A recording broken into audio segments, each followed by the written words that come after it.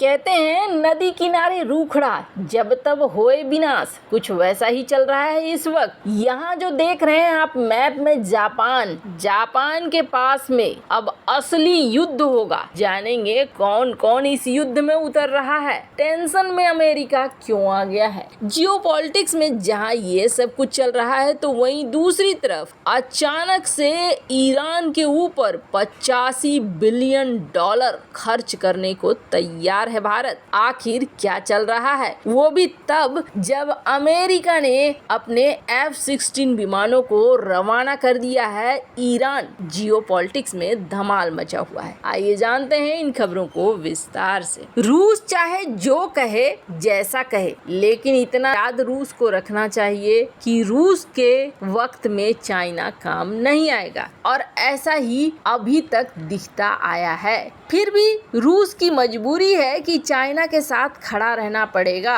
आर्थिक प्रतिबंध जिस तरीके से अमेरिका ने लगा रखे हैं, रूस को मजबूर कर दिया है कि वो चाइना के साथ खड़ा रहे। अब उसका असर देखिए क्या हो रहा है। चाइना और रूस जापान सागर में असली युद्ध का अभ्यास करने जा रहे हैं। इसमें दोनों देशों की नौसेना, युद्धपोत, वायुसेना के फाइटर जेट हिस्सा लेंगे। ये पहली बार है जब रूस चीन के साथ किसी युद्धाभ्यास में नौसेना और वायुसेना दोनों को साथ भेज रहा है। जापान के नजदीक होने वाले इस अभ्यास से अमेरिका के लिए टेंशन बढ़ गई है। क्यों टेंशन बढ़ी है? क्योंकि चीन और रूस जहां ये युद्धाभ्यास करने वाले हैं रियल वाला, वहां से कुछ ही दूरी पर अमेरिका का 7वां बेड़ा है, यानी 7th फ्लीट। अमेरिका यहीं पर अपना मुख्यालय बनाकर रखे हुए है और यहाँ पर ही इसकी तैनाती रहती है। अब जापान के पास दोनों उतर रहे हैं, तो दोनों उतरने का मतलब ही है कि जापान के खिलाफ एक प्लानिंग सी हो रही है। चीनी सेना का कहना है कि देखो भाई, हम तो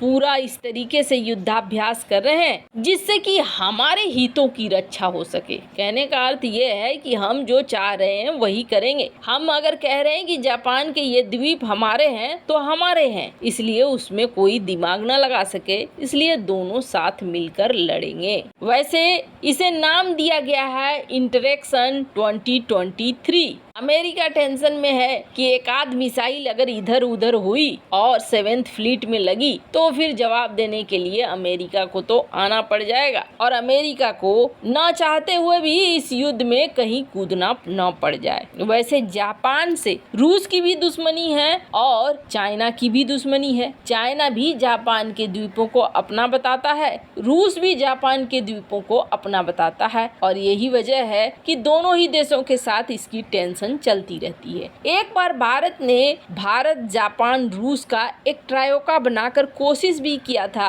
कि जापान के साथ जो मतभेद हैं रूस के वो दूर हो जाएं, लेकिन ये ट्रायोका फेल हो गया और ये जो टेंशन थी वो टेंशन बरकरार ही रह गई। फिलहाल रूस भी भारत का दोस्त है और जापान भी भारत का दोस्त है, तो इस विषय में भारत एक तटस्थ की भूमिका ही निभा सकता है। पर हाँ, जापान के लिए टेंशन जरूर आ रही है। वैसे चाइना और रूस जो युद्धाभ्यास कर रहे हैं, इसके पीछे एक और कारण है नाटो। जो नाटो ने जापान में ऑफिस खोलने का सोच लिया है, इसकी वजह से जापान के साथ चाइना और रूस की टेंशन और ज्यादा बढ़ती जा रही है। हालांकि जापान ने नाटो के ऑफिस का स्वागत किया है। जापान का कहना है कि हम तैयार हैं जो भी होगा, लेकिन हम अपने आप को सैन्य तौर पर मजबूत बनाकर रखेंगे। खैर, जहां एक तरफ ये सब कुछ हो रहा है तो वहीं दूसरी तरफ ये जो देश देख रहे हैं ईरान इस वक्त एक केंद्र बना हुआ है नई राजनीति का। हमने देखा कि किस तरीके से एससीओ की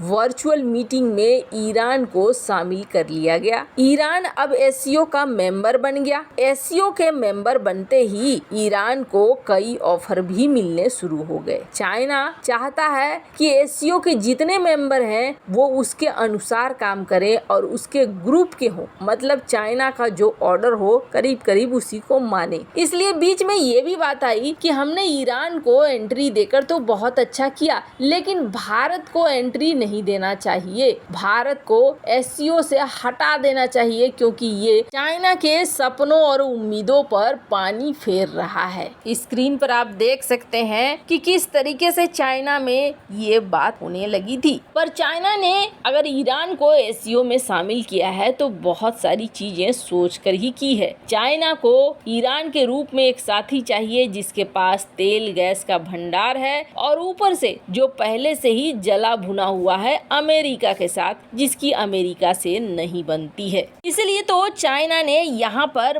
बड़े निवेश की बात भी कर दी कि हम 400 बिलियन डॉलर तक तुम्हारे देश में लगाएंगे। भारत भी ईरान के साथ अपने संबंधों को तेजी से आगे बढ़ा रहा है, लेकिन एक बैलेंस करते हुए, क्योंकि ईरान के ऊपर अमेरिका के प्रतिबंध लगे हुए हैं। आप देख सकते हैं ईरान भी चाह रहा है कि भारत के मार्केट में वो घुसे, जिसके लिए ईरान की जो खोदरो इंडस्ट्रियल ग्रुप है, वो जो ईरान की सबसे बड़ी ऑटोमोबाइल मैन्युफैक्चरर है, यानी कि कार बनाने वाली कंपनी है, इन्होंने पहले रूस को कार एक्सपोर्ट किया और अब ये भारत में भी चाहते हैं कि भारत में भी इनका प्लांट हो और इस मार्केट में भी वो अपने कार का सप्लाई कर सके। यानी कहें तो धीरे धीरे ईरान चाहता है कि जहां जहां संभव हो वहां वहां भारत के साथ हम व्यापार को आगे बढ़ाएं, भारत के साथ रिश्ते को बना कर रखें। हालांकि ईरान कितने समय तक बैलेंस रख पाएगा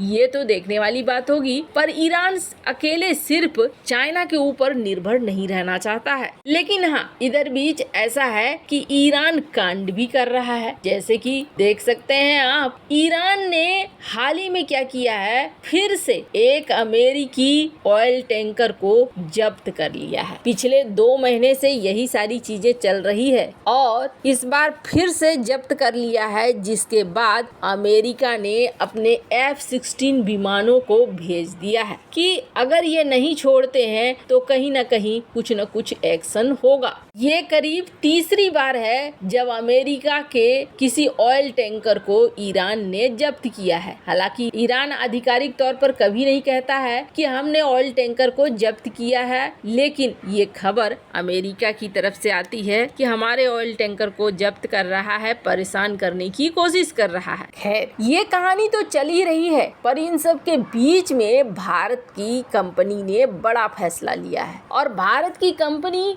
यहाँ 85 बिलियन डॉलर लगाने जा रही है चाबहार पोर्ट पर। चाबहार पोर्ट जिसे भारत और ईरान दोनों ने मिलकर डेवलप किया है। अब यहाँ पर 85 मिलियन डॉलर का इन्वेस्टमेंट करने जा रही है भारतीय कंपनी इस चाबहार को और भी ज्यादा डेवलप करने के लिए, ताकि यहाँ पर 1,20,000 जहाजों को आसानी से उतारा जा सके, इससे सामान लोड किया जा सके, डिस्चार्ज किया जा सके बिना किसी प्रॉब्लम के। चाबहार पोर्ट हमारे लिए कितना महत्वपूर्ण है इसका अंदाजा आप ऐसे लगाइए कि जैसे ही भारत के नए राजदूत पहुंचे हैं वो सबसे पहले चाबहार पोर्ट ही देखने पहुंचे हैं। वैसे आपको क्या लगता है, जो भारत पैसे लगा रहा है चाबहार में वो सही कर रहा है या नहीं? कमेंट कर अपनी राय जरूर बताएं। जल्द मिलते हैं अगले वीडियो में नई खबर के साथ।